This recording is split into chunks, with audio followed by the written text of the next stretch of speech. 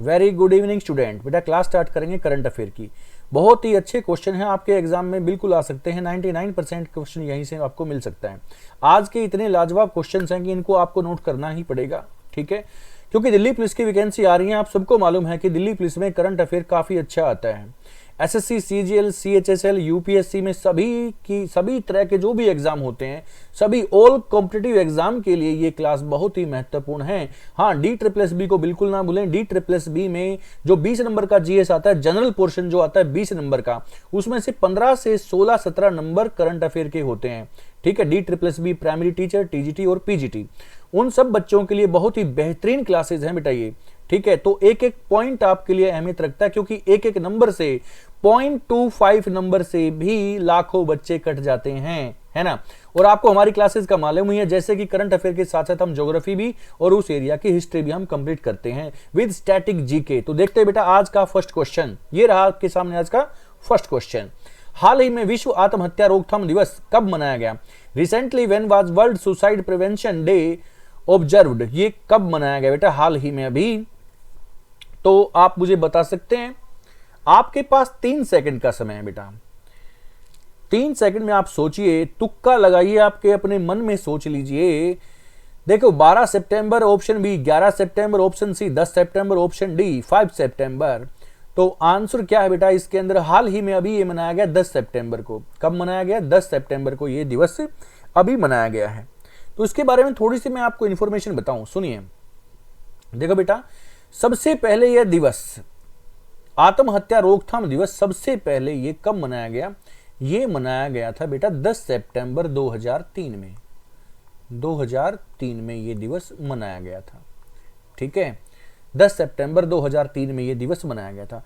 WHO ने बताया कि हर साल एवरी ईयर 7 लाख लोग सुसाइड करते हैं, ठीक है ना। इतनी ज्यादा संख्या में आदमी सुसाइड करते हैं, आत्महत्या करते हैं, तो इस पर रोकथाम लगाई जानी चाहिए। तो एक संस्था है, जिस संस्था का नाम है IASP,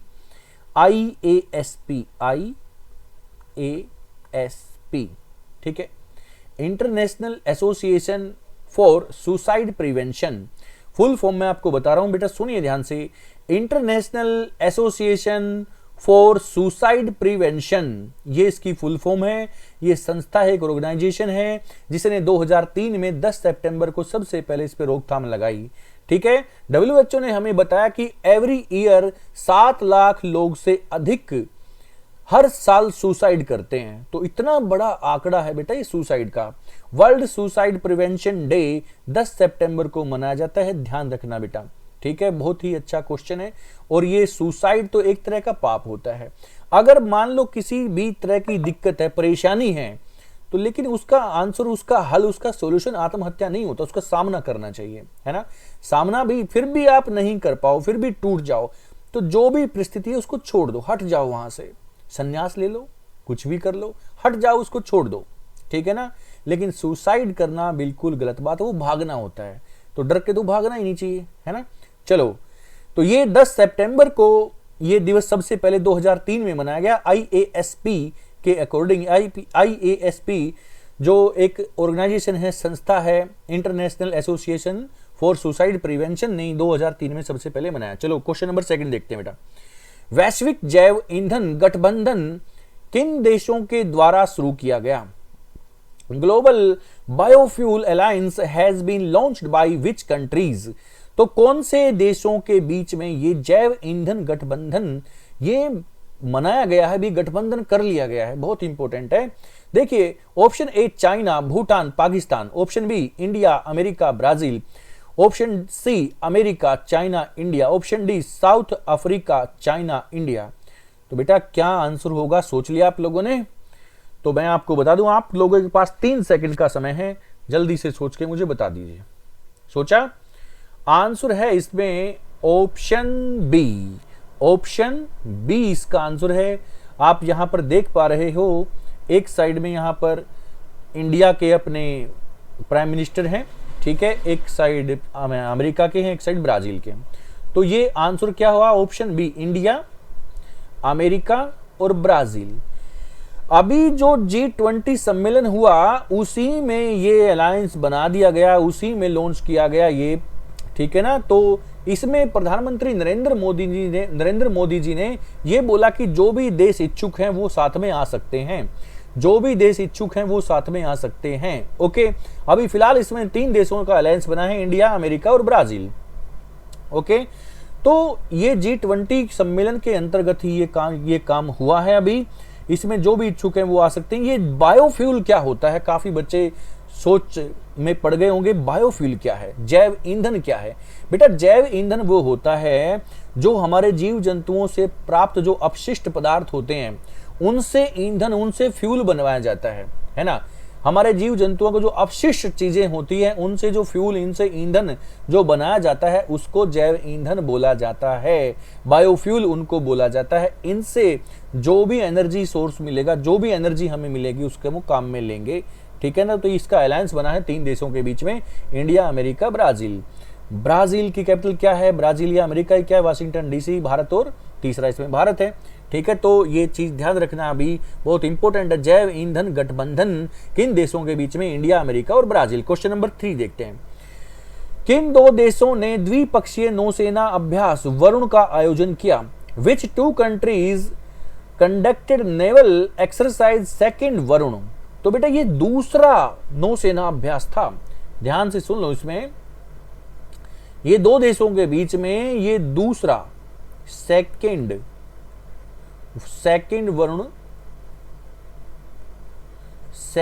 वरुण एक्सरसाइज थी ये।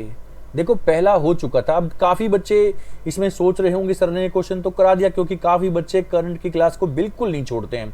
जो समझदार बच्चा है, जो स्मार्ट वर्क करता है, ध्यान से करता है, वो करंट अफेयर की क्लास को बिल्कुल नहीं छोड़ेगा। काफी बच्चों को इसका आंसर मालूम है। इसका आंसर है ऑप्शन ए, भारत और फ्रांस। लेकिन बेटा ध्यान से सुनिए, दूसरा संस्करण है ये, ठीक है। संस्करण तो 21वां है, लेकिन ये दूसरी बार हुआ है इस साल में, ये दूसरी बार हुआ है इस साल में। ये भारत और फ्रांस के बीच में हुआ है। मैं आपको बताऊं, इसमें इसी साल में जनवरी में ये पहली बार हुआ था।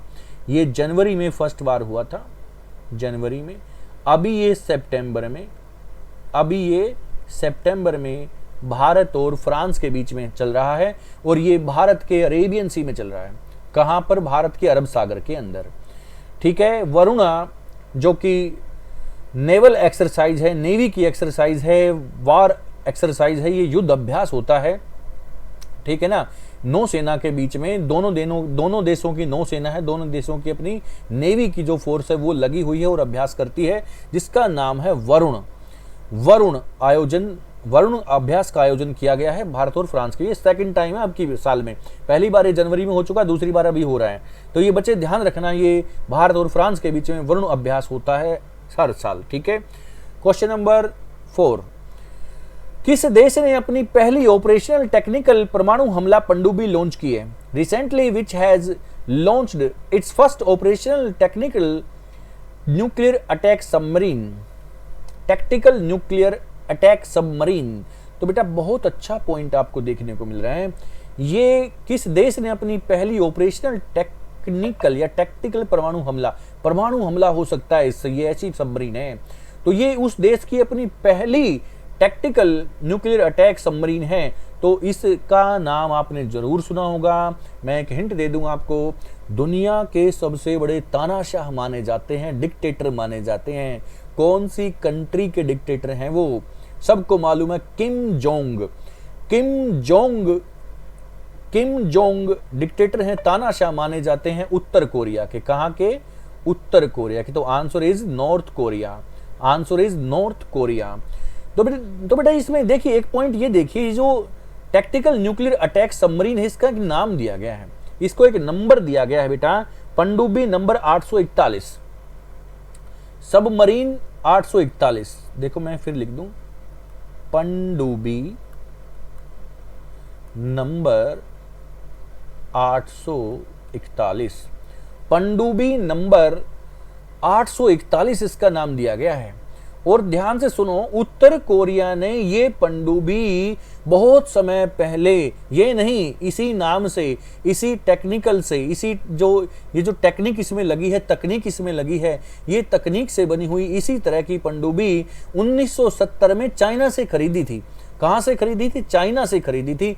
और फिर नॉर्थ कोरिया ने अपने देश में ही इसका उत्पादन शुरू कर दिया और अपने देश में इनको बनाया। ठीक है, तो वही टेक्निक है, वही टेक्नोलॉजी इसमें लगी है जो कि चाइना से खरीदी गई थी। और इसका नंबर क्या रखा है, पनडुब्बी नंबर 841। ये उत्तर कोरिया ने ये लॉन्च की है और उत्तर कोरिया ने ये कहां पर इसको रखेगा, इसको ध्यान से सुनिए। एक तो जो कोरियाई जो आइलैंड है, कोरियाई द्वीप और जापान द्वीप के बीच में ये गश्त करेगी। मान लो यहां पर कोरिया और यहां पर जापान, इनके बीच में यहां पर ये गश्त करेगी। ठीक है, नॉर्थ कोरिया और जापान के बीच में ये रहेगी, वहां पर अपना कार्यभार संभालेगी। ठीक है ना, इसका नाम क्या है, इसका नाम है पनडुब्बी नंबर 841। ध्यान रखना बच्चे, नॉर्थ कोरिया के जिम कॉम ने इसको लॉन्च कर दिया है। बहुत इंपॉर्टेंट है, आप सबको मालूम है नॉर्थ कोरिया और यूएसए अमेरिका की कभी नहीं बनती। ये दोनों के दोनों कभी न कभी किसी न किसी चीज का परमाणु हमले का परीक्षण करते ही रहते हैं। कोई अपनी मिसाइल लॉन्च करता है, कोई कुछ करता है, कोई कुछ करता है। ये तो खैर पूरी दुनिया में हो रहा है, लेकिन विशेषकर नॉर्थ कोरिया और यूएसए के बीच में बिल्कुल भी नहीं बनती है। तो ये दोनों एक दूसरे को नीचा दिखाने का कभी भी रास्ता नहीं चूकते। हाँ सुनिए एक पॉइंट और, नॉर्थ कोरिया, रसिया और चाइना, इन तीनों, ये तीन ऐसे देश हैं जिनकी यूएसए से बिल्कुल भी नहीं बनती। कोई ना कोई परीक्षण, कोई ना कोई हथियार, कोई ना कोई सबमरीन हुआ, कोई फाइटर प्लेन हुआ या कोई मिसाइल हुई, ये ऐसी ऐसी चीजें लॉन्च करते रहते हैं एक दूसरे को अपनी ताकत दिखाने के लिए। जैसा कि आप लोगों ने देखा, उत्तर कोरिया ने अभी लॉन्च कर दी है पनडुब्बी नंबर 841। ठीक है, पनडुब्बी के तानाशाह डिक्टेटर कौन माने जाते हैं, उत्तर कोरिया के, नॉर्थ कोरिया के डिक्टेटर हैं किम जोंग। ओके, चलो क्वेश्चन नंबर 5 देखते हैं। बिहार की किस मधुबनी कलाकार ने मधुबनी पेंटिंग को G20 शिखर सम्मेलन के दौरान प्रदर्शित किया? बहुत इंपॉर्टेंट पॉइंट है बेटा, नोट करना है जरूर। Which Madhubani artist from Bihar displayed Madhubani painting at the G20 summit? तो बेटा इसका आंसर आप लोगों ने सोचा, option A Shanti Devi, option B Sunita Chhabra, option C Shiva Shankari, या फिर इनमें से कोई नहीं। ये जो महिला का चित्र आप देख रहे हैं, आप इससे समझ चुके होंगे कि इनका नाम शांति देवी है। काफी बच्चों ने इसका चित्र देखा है, न्यूज़पेपर में आया हुआ है, तो आप लोगों ने देखा भी हो। तो नहीं देखा तो मैं आपको बता दूं, option A is the right answer, Shanti Devi. इसमें आप साथ में मधुबनी पेंटिंग से बनाई गई यहाँ पर कारीगरी आपको इस चित्र में आपको दिख रही है। ये जो रॉकेट को लॉन्च किया जा रहा है, ये चंद्रयान 3 की पेंटिंग बनाई बेटा, जिसका सफल परीक्षण हम कर चुके हैं, सफल इसकी लैंडिंग हम करा चुके हैं साउथ पोल पर। किसके साउथ पोल पर? चंद्रमा के साउथ पोल पर भारत के चंद्रयान 3 की सफल लॉन्चिंग लैंडिंग हो चुकी है। ठीक है ना, तो ये किसके द्वारा ये बनाई गई थी ये पेंटिंग? शांति देवी। इनको ये राष्ट्रीय पुरस्कार विजेता भी हैं, इनको राष्ट्रीय पुरस्कार भी मिल चुका है अपनी पेंटिंग में। ठीक है, तो ये शांति देवी की चित्र यहाँ पर बना हुआ है। इन्होंने चंद्रयान 3 का सफल जो लैंडिंग है उसका चित्र इन्होंने बनाया है, उसको लॉन्चिंग करते हुए का चित्र यहाँ पर बना रखा है, आप देख सकते हो। ठीक है, तो क्वेश्चन नंबर 6 देखिए। नभ मित्र जो मछुआरों की सुरक्षा के लिए एक उपकरण है, उपकरण का काम सफल परीक्षण, उपकरण है जो कि इसका सफल परीक्षण कौन से राज्य ने किया है? नभ मित्र जो मछुआरों की सुरक्षा के लिए बनाया गया है बेटा। ये जो मछुआरे होते हैं वो समुद्र में काफी अंदर तक चले जाते हैं। ठीक है, और उनकी सुरक्षा के लिए एक उपकरण, एक इंस्ट्रूमेंट कह सकते, एक डिवाइस कह सकते हो। इस डिवाइस का जो परीक्षण है सक्सेसफुली इसको टेस्ट किया गया है। अभी कौन से राज्य के द्वारा इसको टेस्ट किया गया है? तो आंसर क्या है? आंध्र प्रदेश। आप option A Andhra Pradesh, option B Kerala, option C Tamil Nadu, option D Maharashtra. तो बेटा इसका आंसर है option B Kerala, option B Kerala. तो केरला के द्वारा इसका सफल परीक्षण किया जा चुका है। तो केरला बहुत इंपॉर्टेंट पॉइंट यहां पर हो जाता है। केरला के बारे में स्टैटिक पॉइंट में बहुत बार बता चुका हूं, फिर से सुन लें एक बार। यहाँ का जो क्लासिकल डांस है मोहिनीअट्टम है, कथक कली है।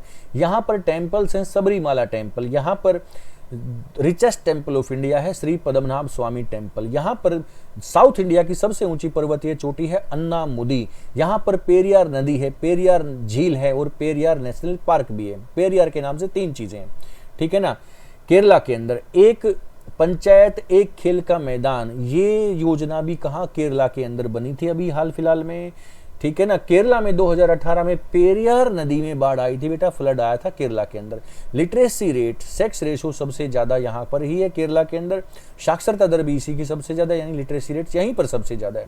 लिंगानुपात यहीं पर सबसे ज्यादा है, तो बहुत ही आगे है केरला हमारे देश में, ठीक है ना। तो केरला के बारे में बता चुका हूं। आंध्र प्रदेश का कुचिपुड़ी डांस है बेटा, तमिलनाडु का भरतनाट्यम डांस है, महाराष्ट्र का डांस है लावणी। तो ये सारे डांस मैंने आपको बता दिए, स्टैटिक पॉइंट में इन सबको आपको नोट करना है। महाराष्ट्र का जो डांस है वो लावणी है, लावणी मैं यहां पर लिख देता हूं बेटा, काफी बच्चों को शायद महाराष्ट्र का नहीं पता। भरतनाट्यम का सबको पता है, कुचिपुड़ी का सबको पता है, बट महाराष्ट्र का लावणी डांस है। चलो आगे बढ़ते हैं। अच्छा, इनमें मैं आपको हाईएस्ट पीक भी आपको बता दूं। आंध्र प्रदेश के अंदर हाईएस्ट माउंटेन पीक है जिंदगड़ा। देखो मैं हिंदी में यहां पर नोट करूंगा, Jindhagada highest mountain peak of Andhra Pradesh. Kerala की मैंने आपको बताई दी है अन्नामुदी। तमिलनाडु में हाईएस्ट पीक है बेटा डोडा बेटा, ये मैंने इंग्लिश में नोट कर दिए हैं। हिंदी में भी आप इसको कर सकते हो। काफी बच्चों का होता है कि सर आप हिंदी में ही नोट करते हो, काफी बच्चों का होता है सर आप इंग्लिश में ही नोट करते हो। अब की बार मैंने दोनों में किया है, ठीक है, क्योंकि जल्दी होती है बेटा, उसमें इंग्लिश में करते हैं तो इंग्लिश में चलता है, हिंदी में करते हैं तो हिंदी में चलता है। अब की बार दोनों में मैंने नोट कर दिया है। महाराष्ट्र के अंदर जो हाईएस्ट जो माउंटेन पीक है वो कलसुबाई है बेटा, कलसुबाई, ठीक है, हिंदी में देखिए कलसुबाई या कालसुबाई भी आप कह सकते हो, ठीक है। तो कलसुबाई या कालसुबाई हाईएस्ट माउंटेन पीक है महाराष्ट्र के अंदर। ओके, इन सब की माउंटेन पीक है। चलो क्वेश्चन नंबर 7 हम देखते हैं। कौन से शहर में भारत का पहला यूपीआई एटीएम लॉन्च किया गया है? In which city has the India's first UPI ATM been launched? तो ये कौन से शहर में लॉन्च कर दिया गया बेटा? इसका answer option A Delhi, option B Mumbai, option C Noida, option C Lucknow. तो बेटा इसका आंसर क्या है, सोचा आप लोगों ने? यहां चित्र में आप देख पा रहे हो कि ये ऐसा यूपीआई एटीएम है जो कि स्कैन करके पैसे भी निकाल सकते हो, इससे आप पैसे भी निकाल सकते हो। ये लॉन्च कर दिया गया है बेटा मुंबई के अंदर, मुंबई के अंदर इसको लॉन्च किया गया है अभी। ये हिटाची, ध्यान से सुनिए, हिटाची पेमेंट सर्विस के द्वारा इसको लॉन्च किया गया है। मैं यहां पर लिख दूं Hitachi payment service, Hitachi payment service के द्वारा इसको लॉन्च किया गया है। इसको स्कैन करके, इससे आप स्कैन करके एटीएम से पैसे भी निकाल सकते हो, ठीक है। ये देश का पहला, ठीक है, भारत का पहला यूपीआई एटीएम है जो कि लॉन्च कर दिया गया है मुंबई के अंदर। बहुत ही अच्छा क्वेश्चन है, नोट करना है आपको। आगे बढ़ते हैं, क्वेश्चन नंबर 8। हाल ही में किस देश में 3 दिन के राष्ट्रीय शोक की घोषणा कर दी गई है? Recently in which country 3 days of national mourning was announced? तो बेटा ये 3 दिवसीय राष्ट्रीय शोक प्रकट करता है।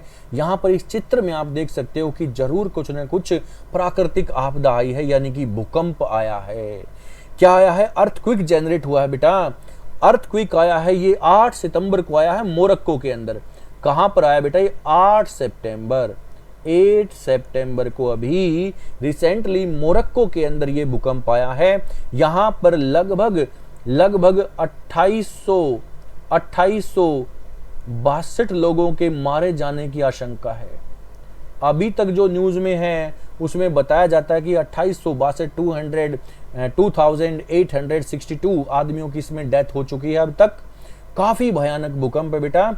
और जो मोरक्को है, ये कंट्री है कौन से कॉन्टिनेंट की? Morocco country is in Africa continent बेटा, ये अफ्रीका महाद्वीप के अंदर है। ओके, अफ्रीका महाद्वीप के अंदर है मोरक्को कंट्री। ये वही मोरक्को है जहां से इंडिया में मोहम्मद बिन तुगलक के समय में at the time of Muhammad bin Tughlaq in 1333, ध्यान से सुनना बेटा, मैं हिस्ट्री से रिलेट कर रहा हूं इस पॉइंट को, हिस्ट्री से मैं रिलेट कर रहा हूं इस पॉइंट को। मोरक्को से मोहम्मद बिन तुगलक के समय में कौन भारत आया था? ये आया था बेटा इब्न बतूता। बहुत ही इंपॉर्टेंट पॉइंट मैंने आपको बताया यहां पर, इब्न बतूता। इब्न बतूता ये आदमी मोहम्मद बिन तुगलक के समय में भारत आया था और इसका टाइमिंग था 1333। मोरक्को से आया था। Morocco is a country of Africa continent, Morocco. और सुनिए ये जो भूकंप यहां पर बना है ना 8 सितंबर को यहां पर जो अर्थक्वेक जनरेट हुआ है, इसका केंद्र बेटा अफ्रीका की सबसे लंबी पर्वत श्रृंखला के अंदर बताया जाता है। ये क्वेश्चन ध्यान से सुनना बच्चों, इसका आंसर आप मुझे दोगे। ये जो भूकंप का जो केंद्र बना है, इसका जो एपिसेंटर बना है, मोरक्को के अंदर जो भूकंप आया उसका एपिसेंटर कौन सी माउंटेन रेंज के अंदर इसका एपिसेंटर बना, उसका केंद्र कौन सी पर्वत श्रृंखला के अंदर था, इसका आंसर आपको मुझे देना है। इसके लिए मैं आपको हिंट देता हूं, यहां पर बहुत ही लंबी या लॉन्गेस्ट माउंटेन रेंज है अफ्रीका के अंदर, वहां पर इसका एपिसेंटर बना है। तो इसका आंसर आप मुझे दे सकते हो। तो बेटा इसका आंसर सब बच्चों को मुझे देना है। मैं देखता हूं कितने बच्चे इंटरेस्ट लेके देखते हैं क्लासेस को, ध्यान पूर्वक समझते हैं। तो बेटा इसका आंसर आप मुझे देना है। ओके, क्वेश्चन नंबर 9, किस राज्य या केंद्र शासित प्रदेश में बंगस वैली फेस्टिवल शुरू हुआ? Bangus valley festival has begun in which state और यूनियन टेरिटरी? तो बेटा आंसर क्या है? सोचिए, आपके पास 3 सेकंड का टाइम है। जम्मू कश्मीर, मिजोरम, केरल या लद्दाख? तो आप यहां चित्र देख पा रहे हो बेटा, इस पेंटिंग में, इस चित्र में आपको दिख रहा है, तो इसमें हो सकता है मिजोरम भी हो, केरल भी, लद्दाख भी या जम्मू कश्मीर भी, है ना। तो क्योंकि माउंटेन्स एरिया और काफी हरा भरा एरिया है ना। लेकिन यहाँ पर जो पेड़ दिखाई दे रहे हैं ना, ये पेड़ कैसे हैं, इनसे आप समझ सकते हो कि ये जम्मू कश्मीर का है। बंगस वैली फेस्टिवल बेटा जम्मू कश्मीर का है, ध्यान से सुनना। जम्मू कश्मीर के अंदर ये टेरिटरी है एक, ठीक है ना, ये टेरिटरी यानी कि यूनियन टेरिटरी है, यूटी है जम्मू कश्मीर, वहां पर ये बंगस वैली फेस्टिवल स्टार्ट किया गया है जम्मू कश्मीर के अंदर। जम्मू कश्मीर के बहुत ही अच्छे पॉइंट मैं करा चुका हूं आपको पहले भी, है ना। तो जम्मू कश्मीर में जाके वो पॉइंट आपके जो क्लासेस मैंने बताई वहां पर आप देख सकते हो। यहाँ पर मैंने नेशनल पार्क आपको बहुत सारे बताए हैं जम्मू कश्मीर के अंदर, तो फिर से सुन लीजिए। किश्तवाड़ यहाँ पर नेशनल पार्क है, ठीक है। यहाँ पर किश्तवाड़ नेशनल पार्क है, डाची ग्राम नेशनल पार्क है, सलीम अली नेशनल पार्क है। यहाँ पर झीलें कौन सी हैं? यहाँ पर बेरी नाग लेक है, शेष नाग लेक है, अनंत नाग लेक है, यहाँ पर नागिन लेक है, नागिन झील भी है, यहाँ पर डल झील है, यहाँ पर वूलर झील भी है। इतने सारे पॉइंट्स हैं जम्मू कश्मीर के। ओके, चलो आगे बढ़ते हैं बेटा। क्वेश्चन नंबर 10, भारत में कहां बनेगा BRO, दुनिया का सबसे ऊंचा लड़ाकू हवाई क्षेत्र? Where will the BRO, World Highest Combat Airfield, be built in India? तो ये कहां पर बनने वाला है बेटा? Option A Ladakh, option B Kerala, option C Tamil Nadu, option D Himachal Pradesh. तो दुनिया का सबसे ऊंचा क्षेत्र है यहाँ पर हमारे इंडिया में, लद्दाख में। कहाँ पर बेटा? लद्दाख में। तो भारत में ये लद्दाख में अपने इंडिया में सबसे ऊंचाई, केरला नीचे है ना, इतनी ऊंचाई पर नहीं। तमिलनाडु में इतनी ऊंची पर्वतीय चोटियां या इतना ऊंचाई पर मैदानी क्षेत्र नहीं कि यहाँ पर सबसे ऊंचा लड़ाकू हवाई क्षेत्र बन सके। तो लद्दाख है बेटा। आंसर क्या है इसका? लद्दाख। लद्दाख के अंदर दुनिया का सबसे ऊंचा लड़ाकू हवाई क्षेत्र बनेगा, ठीक है।